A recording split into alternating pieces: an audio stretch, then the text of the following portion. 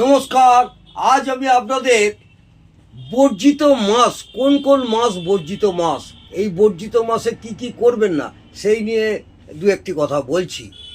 ভাদ্র মাস, পৌষ মাস এবং চৈত্র মাস, এই তিনটি মাসকে আমরা বর্জিত মাস বলে গণ্য করি বা ধরে রাখি বা ধরে থাকি।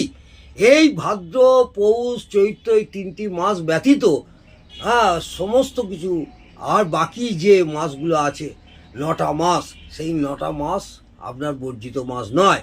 তাহলে মনে রাখা গেল ভাদ্র, পৌষ আর চৈত্র তিনটি মাসকে বর্জিত মাস বলে গণ্য করা হয়।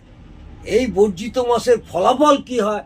বর্জিত মাসে উক্ত মাসগুলিতে বিবাহ দেওয়া, অর্থাৎ বিবাহ করা বা কন্যাদের বা পুত্রদের বিবাহ দেওয়া, দূর দেশে ভ্রমণ করা, দূর দেশে বেড়াতে যাবেন, এই মাসটা অ্যাভয়েড করবেন।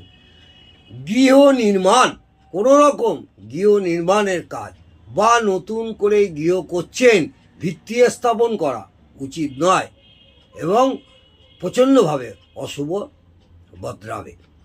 এই তিনটি মাসকে আমরা বর্জিত মাস বলি। এই বর্জিত মাসগুলি বাদ দিয়ে আপনারা যে আর বাকি 9টা মাস আছে সেই মাসগুলোতে আপনারা এই শুভ কাজগুলো করবেন, নাহলে এই বর্জিত মাসে শুভ কাজ করা উচিত নয়। আজকে এই পর্যন্ত। নমস্কার।